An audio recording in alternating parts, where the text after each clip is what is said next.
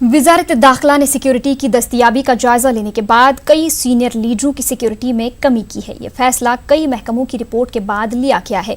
वजारत दाखिला ने यूपी के साबिक वज़ीर आला और समाजवादी पार्टी के सदर अखिलेश यादव की सिक्योरिटी में कमी करने का फैसला किया है। अखिलेश यादव को दी जाने वाली NSG कोर को वापस लेने का फैसला किया है। इसके साथ साथ यूपी के नायब वज़ीर आला दिनेश शर्मा की सिक्योरिटी में कमी की गई है। इस फहरिस्त में वजीर सुरेश राणा, बीजेपी के रुकन पार्लियामेंट साक्षी महाराज और बीजेपी के रुकन असेंबली संगीत सोम शामिल हैं।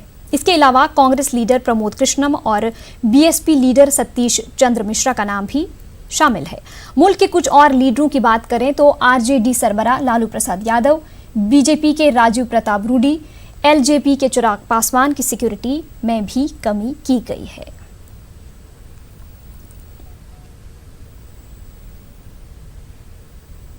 उत्तर प्रदेश असेंबली में वजीर खजाना राजेश अग्रवाल ने तकरीबन 13,500 करोड़ रुपए का अबूरी बजट पेश किया। बजट में सयाहती मकामात के लिए 100 करोड़ रुपए मुख्तस किए गए हैं। अयोध्या पर खास तवज्जो दी गई है। अलग अलग मंसूबों के लिए तकरीबन 25 करोड़ रुपए मुख्तस किए गए हैं। सभी एक्सप्रेस वे के लिए तकरीबन 1,500 करोड़ रुपए मुख्तस किए गए हैं।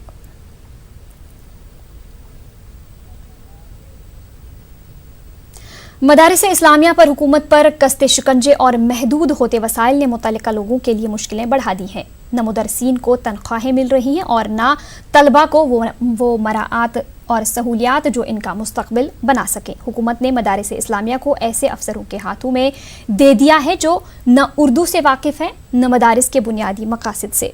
इन्हें मसाइल पर गौर खौज और इनके हल के लिए लखनऊ के प्रेस क्लब में कॉन्फ्रेंस का इनेकाद किया गया। उत्तर प्रदेश मदरसा मैनेजर एसोसिएशन और उत्तर प्रदेश मदरसा मदफरसीन एसोसिएशन के इश्तराक से मुनाकिदा इस कॉन्फ्रेंस में इन खदशों पर भी बात की गई, जिनका इजहार उस वक्त किया गया था जब हुकूमत ने जदीदकारी के नाम पर मदारिस को ग्रांट पर लेकर हुकूमत निज़ाम को अपने हाथ में ले लिया था।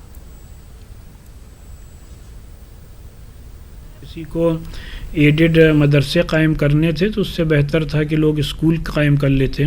स्कूल के ज़रिए से भी तालीम की खिदमत अंजाम दी जा सकती है। लेकिन जहाँ तक मदारिस हैं, मदारिस की शान ही यही है कि हम पूरी आज़ादी के साथ दीन की तालीम अपने मदारिस में बग़ैर किसी बाहरी दखल के दें।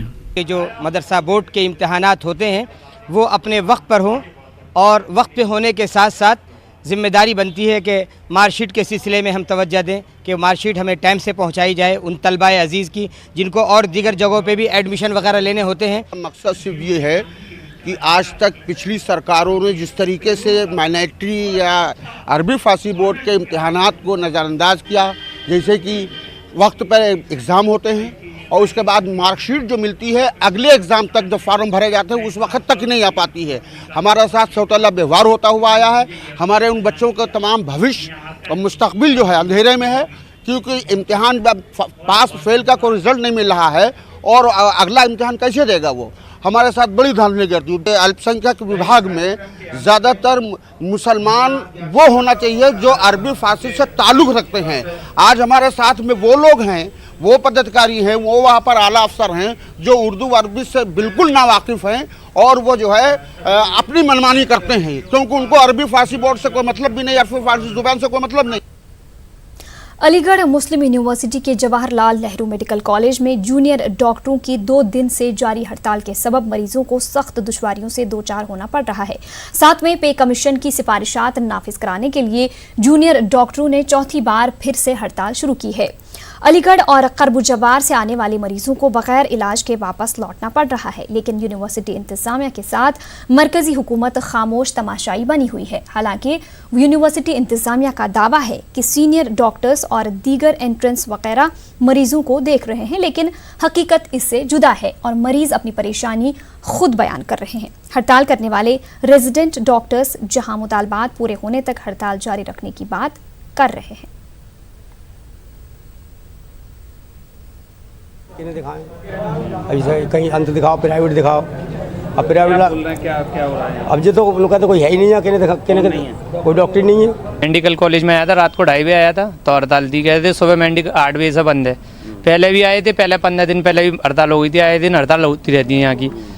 क्या परेशानी हुई है? अब बेटे को मेरे को सांस की परेशानी है, ले नहीं रहे? ले नहीं रहे। अब भी यूँ कह रहे हैं छुट्टी करो, हड़ताल पर हैं, यूँ कह रहे हैं कि अभी नहीं है, हड़तालें चल रही हैं, अभी कोई भी नहीं है डॉक्टर। बहुत बेचैन हो रहे हैं, मैं इतनी मुश्किलों से यहाँ तक लेके आया हूँ उनको, अलीगढ़ में हॉस्पिटल मेडिकल में। क्या कहते हैं? इतना बेचैन है, बेचारे परेशान है।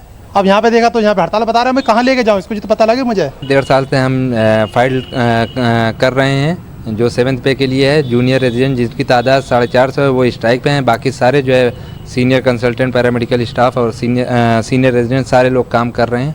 और हमारा जो मेन मुद्दा था, जो इस टाइम BHU भी स्ट्राइक पे है, वो 7th पे था। को 22 जून को हमने ये कह दिया था आपसे कि हम स्ट्राइक पे रहेंगे, 22 जुलाई से इंडेफिनिट स्ट्राइक पे हैं। अपील करती है एजिटेटिंग डॉक्टर से कि वापस वो अपनी ड्यूटीज़ को ज्वाइन कर ले, और जिससे कि जो इनकन्वीनियंस पेशेंट्स को हो रही है या बाहर से जो मरीज़ आ रहे हैं, जो वर्किंग में पूरा जो JNMC जवाहरलाल मेडिकल कॉलेज को जो प्रॉब्लम्स हो रही है, तो डिरेल हो रहा है काम थोड़ा सा, उसको मद्देनज़र रखते हुए, क्योंकि थोड़ी काम हो रही है। और अलीगढ़ AMU एडमिनिस्ट्रेशन अपनी जानिब से पूरी कोशिश कर रहा है। अजीम मुजाहिद आज़ादी चंद्रशेखर आज़ाद का 113वां यौम पैदाइश आज मनाया गया। इलाहाबाद के कंपनी बाग में चंद्रशेखर आज़ाद को लोगों ने खराज अकीदत पेश किया। आपको बता दें कि 27 फरवरी 1931 में इसी मकाम पर अंग्रेजों से लड़ते हुए चंद्रशेखर आज़ाद ने वतन की आज़ादी के लिए अपनी जान का नजराना पेश किया था। चंद्रशेखर आज़ाद के शहादत स्थल पर पुलिस जवानों की तरफ से 21 गोलियों की सलामी दी गई। इस मौके पर इलाहाबाद हाईकोर्ट के जस्टिस अशोक भूषण गुप्ता, साबिक रियासती वजीर नरेंद्र सिंह गौड़ और ADG SN साबित ने शहीद चंद्रशेखर को खराज अकीदत पेश किया। तकरीब में बड़ी तादाद में अदीबों और शोरा ने भी शिरकत की और अपना मंजूम नजराना खराज अकीदत पेश किया।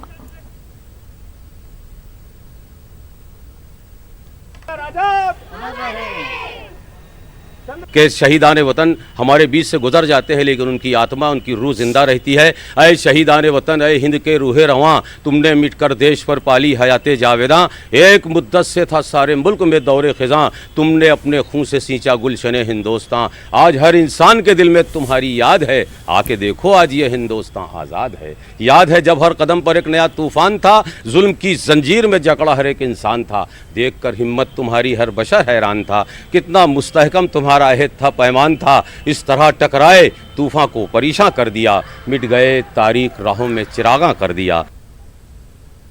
यूपी पब्लिक सर्विस कमीशन ने PCSJ सन 2018 के नताइज का ऐलान कर दिया है। गुज़िश्ता साल के मुकाबले में इस बार मुस्लिम तलबा और तालिबात ने सबसे ज़्यादा तादाद में कामयाबी हासिल की है। इस बार PCSJ के इम्तिहान में 34 मुस्लिम तलबा और तालिबात जूनियर जज मुंतखब हुए हैं। इस तरह मुस्लिम उम्मीदवारों की कामयाबी का तनासुब 5.58% रहा है। यूपी PCSJ में इम्तिहान में मुस्लिम बच्चियों ने इस बार शानदार कामयाबी हासिल की है। 34 मुस्लिम उम्मीदवारों में 15 मुस्लिम खवातीन ने PCSJ के इम्तिहान में कामयाबी हासिल की है। इस तरह मुस्लिम खवातीन की कामयाबी का तनासुब 44.12% रहा है।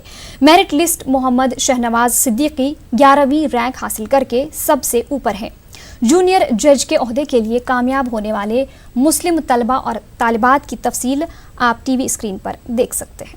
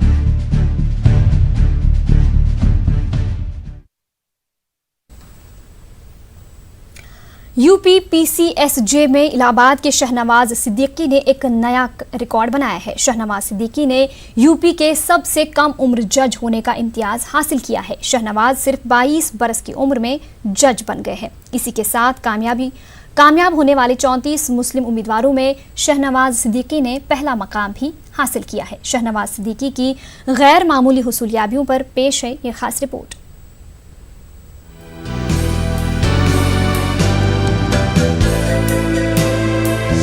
इलाहाबाद के शाहनवाज सिद्दीकी बने यूपी के सबसे कम उम्र जज। सिर्फ 22 बरस की उम्र में PCSJ में हुए कामयाब। 34 मुस्लिम उम्मीदवारों में शाहनवाज सिद्दीकी ने हासिल किया पहला मुकाम।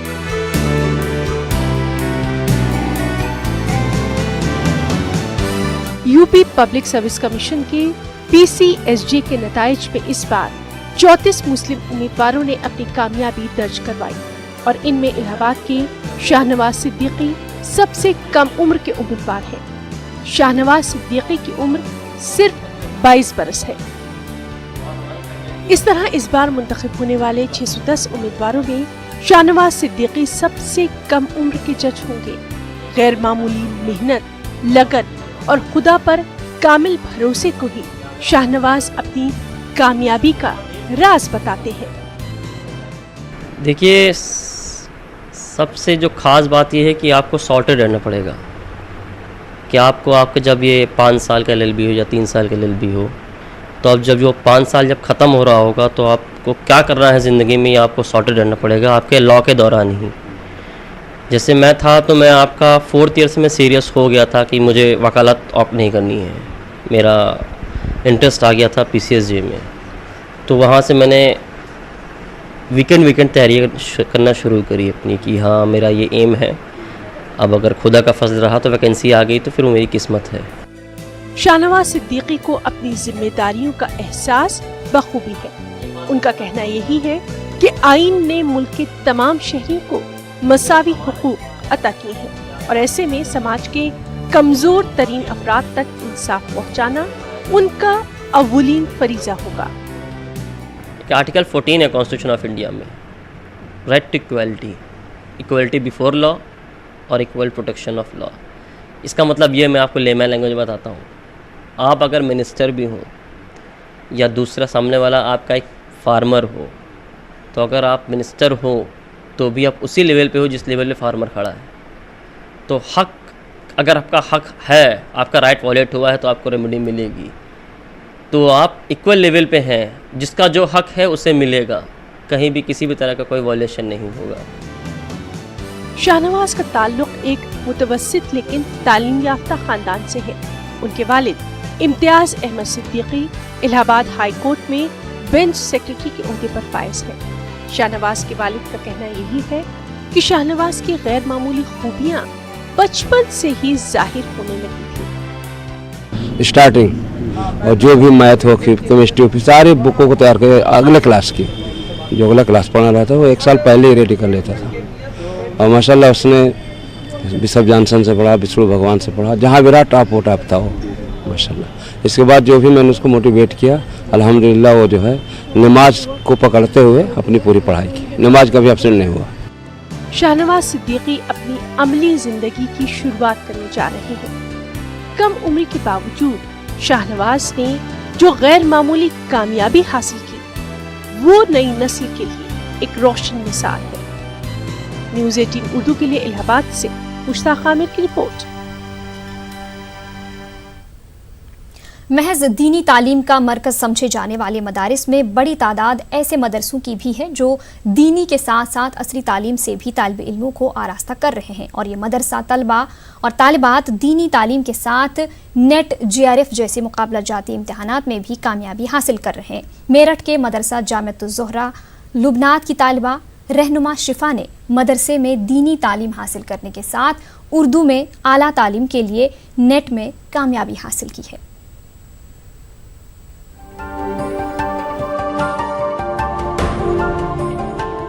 मेरठ के एक छोटे से गांव लालियाना से ताल्लुक रखने वाली रहनुमा शिफा ने अपनी बुनियादी तालीम से लेकर आलिम तक की तालीम मदरसे से हासिल की। साथ ही इन्होंने कॉलेज में असरी तालीम भी हासिल किया। रहनुमा शिफा ने उर्दू में PhD के इरादे से नेट के लिए मेहनत की और कामयाबी भी हासिल की। मदरसे में ये होता है कि सिर्फ़ अरबी तालीम से ताल्लुक़ होता है, लेकिन जहाँ मैंने तालीम हासिल की वहाँ अरबी के साथ असरी तालीम का माकूल इंतज़ाम है। मेरे उस्ताद साहब जनाब मौलाना मोहम्मद सुलेमान मेरठी में मुझे हमेशा तालीम के लिए बोलते थे, आगे पढ़ाई करने के लिए। और मेरे वालिद साहब भी, जब मैंने पहली बार नेट का एग्ज़ाम दिया था तो मेरा नहीं क्लियर हुआ था। अम्मी अब्बू हमेशा बोलते थे पढ़ाई करने के लिए, उस्ताद भी जी। जो भी अगर कोई परेशानी आती थी तो मैं, जो हमारी टीचर्स आती थी असरी पढ़ाने के लिए, वो मेरी मुश्किलात हल करती थी। जब मैं पोस्ट ग्रेजुएशन में आई तब भी मैं मदरसे में ही रहकर तालीम हासिल करती थी। फिर और मैंने इसी के साथ इस साल एक बार न्यूज़पेपर में मैंने पढ़ा था नेट के बारे में, तो मैंने अपनी एक मैडम से मालूम किया था, तो उन्होंने मुझे बताया इसके बारे में। फिर मैंने इसका फॉर्म भरकर तैयारी करना शुरू की। नेट में कामयाबी हासिल करने के साथ रहनुमा शिफा ने उर्दू एमफिल के लिए मेरठ यूनिवर्सिटी में दाखिला लिया। शोबे के जिम्मेदारान मानते हैं कि मुस्लिम लड़कियों में तालीमी रुझान और मेहनत का जज्बा रोशन मुस्तकबिल का इशारा है। हमारे यहाँ एमए, एमफिल और पीएचडी तीनों में मैं देख रहा हूँ कि तालिबात की खासी तादाद है। और जो अभी नेट जिन बच्चों ने किया उसमें 2 लड़कियाँ हैं, 1 बच्चा है, और इनमें एक बच्ची तो मदरसे से फारिग है। तो मदरसे से तालीम हासिल करने वाली बच्चियां भी आगे आ रही हैं, तो ये हमारे लिए वाकई खुशाइंद बात है। लेकिन लड़के भी आगे आएँ, लड़कियां भी आगे पढ़ें तो उर्दू का माहौल बनेगा।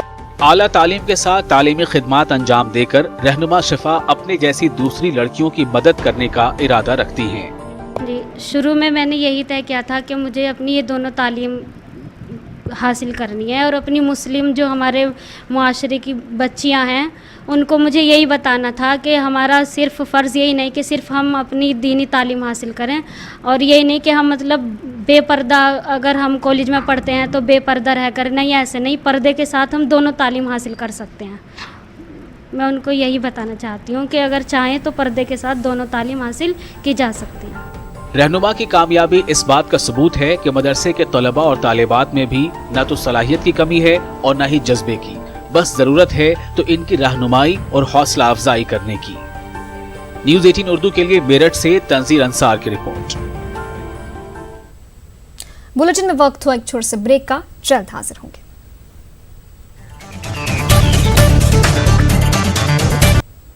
और अब पेश है खास बात बिहार, पहले हेडलाइंस। बिहार के 4 दिग्गजों का घटा वीआईपी रुतबा, लालू प्रसाद यादव, राजू प्रताप रूडी, चिराग पासवान और पप्पू यादव की सिक्योरिटी में कमी।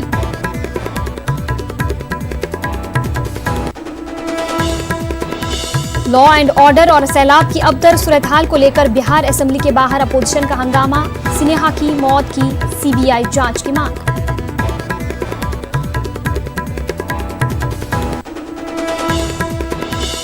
दरभंगा, मधुबनी, झंझारपुर समेत कई इलाकों में दाखिल हुआ सैलाब का पानी, लोग घर बार छोड़कर जाने को मजबूर।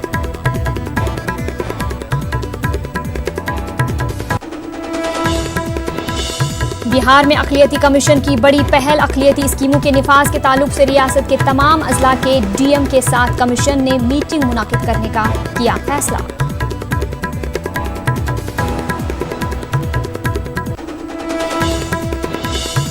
और बिहार मदरसा एजुकेशन बोर्ड के चेयरमैन ने बोर्ड के मेंबरों पर लगाए संगीन इल्जाम, कहा बोर्ड के अरकान रिश्वतखोरी का बाजार कर रहे हैं गरम, बदनुमानी के जरिए लाखों रुपए डाल रहे हैं जेब में।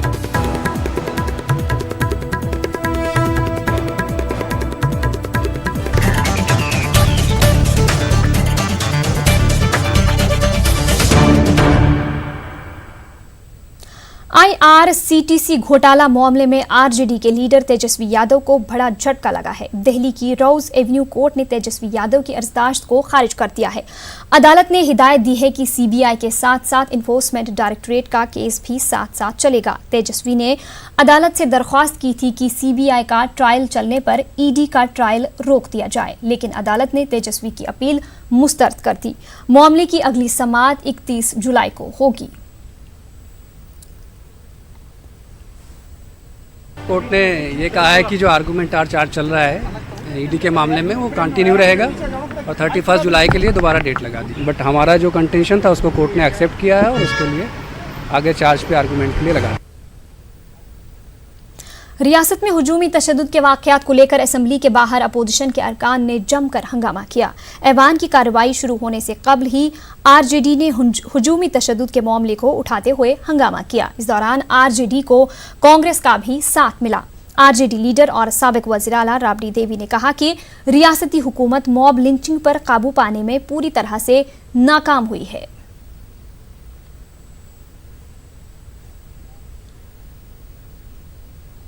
बिहार में अक़लियती कमीशन ने बड़ी पहल की है। अक़लियती स्कीमों के निफाज के ताल्लुक से रियासत के तमाम अजला के डीएम के साथ कमीशन ने मीटिंग करके मसाइल को हल कराने का फैसला किया है। कमीशन ने अजला के डीएम से कई सवाल पूछे हैं और अक़लियती स्कीमों को तरजीही बुनियाद पर नाफिज करने की हिदायत दी है। देखिए रिपोर्ट।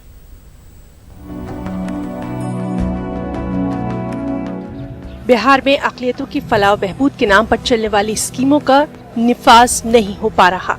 इस मसले को लेकर सियासी लीडर सवाल उठाते रहे हैं। बावजूद इसके स्कीमों के निफाज का मसला जूं का तू बरकरार है। अब अक़लियती कमीशन ने इसे हल करने का बीड़ा उठाया है। कमीशन के मुताबिक जिला इंतजामिया की गैर संजीदगी के सबब ये मामला अब तक हल नहीं हो पाया है। अक़लियती कमीशन ने तमाम अजला के डीएम के साथ अहम मीटिंग करने का फैसला किया है। इस सिलसिले में अक़लियती कमीशन का कहना है कि अगर डीएम अक़लियती स्कीमों के निफाज में सुस्ती बरतते हैं तो उनके खिलाफ सख्त कार्रवाई की जाएगी।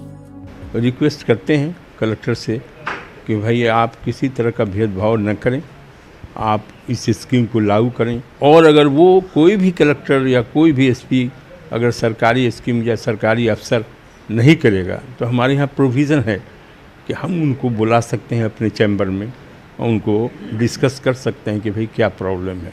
और अगर इसके बाद भी वो नहीं करेंगे तो हम उनके खिलाफ सरकार को लिख देंगे। ये पावर है हमको। अक़लियती कमीशन ने कई अजला की इंतजामिया से पूछा है कि स्कूलों में उर्दू की कितनी आसामियां खाली हैं। कमीशन ने स्कूलों में तालीम न हासिल कर पाने वाले अक़लियती बच्चों की तादाद के बारे में भी सवाल किया है। ये भी पूछा कि क्या जिले में तालीमी मरकज चल रहा है और अगर नहीं चल रहा तो इसकी वजह क्या है। कमीशन ने इंतजामिया से ये बताने को भी कहा है कि कितने कब्रिस्तानों की घेराबंदी की गई है, कितने की होनी चाहिए। साथ ही अक़लियती हॉस्टल्स और मजहबी मुकामात से जुड़े मुतनाज़ा मामलों के बारे में भी तफसीली जानकारी देने के लिए कहा गया है। जो भी स्कीम चल रहा है अल्पसंख्यकों के लिए, माइनॉरिटीज़ के लिए, तो उसमें हम लोग अपने लेवल से मतलब से जो है उसको मॉनिटर कर रहे हैं, कॉरस्पॉन्डेंस कर रहे हैं, उसका जवाब मांग रहे हैं। और करीब करीब कुछ ऐसे क्वेश्चनर बनाए हुए हैं जो हम लोग डिस्ट्रिक्ट को भेजे हैं कि हर क्वेश्चनर में अल्पसंख्यकों के लिए अब तक क्या क्या किया है और कहाँ तक उसकी अद्यतन स्थिति है, वो सब हम लोग मांग रहे हैं। दानिश्वरों ने अक़लियती कमीशन के इक़दामात पर खुशी का इजहार किया है। वो स्कीमें जो हमारे लिए दी गई हैं, ना हमें इसकी इत्तला है, ना ऑनलाइन सिस्टम पे हमें कोई जानकारी इसकी से होती है। दूसरी बात यह है कि जो ज़िला इंतज़ामिया की ज़िम्मेदारी है कि अगर कोई स्कीम है तो उसको मुश्तहर करें वो और नीचे के लेवल पे ले जाएं और ये इंश्योर करें कि वो स्कीम इम्प्लीमेंट हो रही है या नहीं हो रही है। जो कमीशन की बात है जिसमें हमारे मौजूदा चेयरमैन साहब ने एक बात रखी है कि उसकी मॉनिटरिंग की जाएगी, तो यकीनन इनके जानिब से पहल होनी चाहिए और हम लोगों की जानिब से भी ये कोशिश होनी चाहिए कि ये स्कीम है तो हमें इसमें हिस्सेदारी क्यों नहीं मिल पा रही है, इसके लिए एक मुहिम छेड़ने की ज़रूरत पड़ेगी। अब अक़लियती स्कीमों के निफाज के लिए कमीशन मैदान में खड़ा हो गया है। वाज़ेह है कि 2018 में भी अक़लियती कमीशन ने रियासत के मुख्तलिफ अजला की इंतजामिया को 1575 खुतूत अक़लियती स्कीमों के निफाज को लेकर लिखे थे, जिसके बाद कई मामलों पर काम भी हुआ था। वहीं रवा बरस भी अब तक अक़लियती कमीशन मुख्तलिफ मामलात में 915 खुतूत लिख चुका है। न्यूज़ 18 उर्दू के लिए पटना से महफूज आलम की रिपोर्ट। बिहार मदरसा एजुकेशन बोर्ड के चेयरमैन और बोर्ड के मेंबरों का तनाज़ा खुलकर सामने आ गया है। मदरसा बोर्ड के चेयरमैन अब्दुल क़य्यूम अंसारी ने बोर्ड के अरकान पर संगीन इल्ज़ाम लगाए हैं। चेयरमैन के मुताबिक बोर्ड के अरकान ने साबिका इंतज़ामिया के साथ 60 गांठ से 483 मदरसों की इंतज़ामिया कमेटी को बदलकर लाखों रुपए कमाए। बोर्ड के चेयरमैन ने यह भी कहा कि बोर्ड के अरकान रिश्वतखोरी का बाजार खड़ा करना चाहते हैं। वाज़ेह रहे कि मदरसा बोर्ड के चेयरमैन पर बोर्ड के मेंबरों ने कई तरह के इल्ज़ामात आयद किए हैं, जिनमें बोर्ड की मीटिंग मुनाकिद नहीं करने का भी इल्ज़ाम शामिल है। चेयरमैन अब्दुल क़य्यूम अंसारी ने कहा कि ज़रूरत पड़ने पर बोर्ड की मीटिंग मुनाकिद की जाएगी। और एक मदरसे का बोर्ड 3 मीटिंग हो गई, अब उसके बाद साल भर के बाद मीटिंग होगी, हर रोज़ मीटिंग नहीं होती है। मैं आपको मालूम होना चाहिए कि मैं 3 मीटिंग किया और मीटिंग वाले जो बेचैन हैं उन लोगों ने जो 4 आदमी मेंबर बेचैन हैं 483 कमेटी बोर्ड में बदल दिया, जबकि हिंदुस्तान के आइन की दफ़ा 29 कमेटी बदलने का हक हासिल नहीं था। और 7-2N जो बोर्ड का एक्ट था उसको हाई कोर्ट ने रद्द कर दिया, सुप्रीम कोर्ट ने रद्द किया और करोड़ों रुपया रिश्वत लेके इन लोगों ने एक मीटिंग में 30 कमेटी बदलकर वो चाह रहे हैं खेल। तो अभी बोर्ड में रिश्वतखोरी चलने वाली नहीं है। जो बेचैन है कि कमेटी बदल देंगे, कमेटी और हम भी सिंडिकेट का मेंबर हूँ, कभी हम फाइल मंगा के फैसला नहीं कर सकते हैं। और इसी के साथ इस बुलेटिन में फिलहाल इतना ही। आदाब।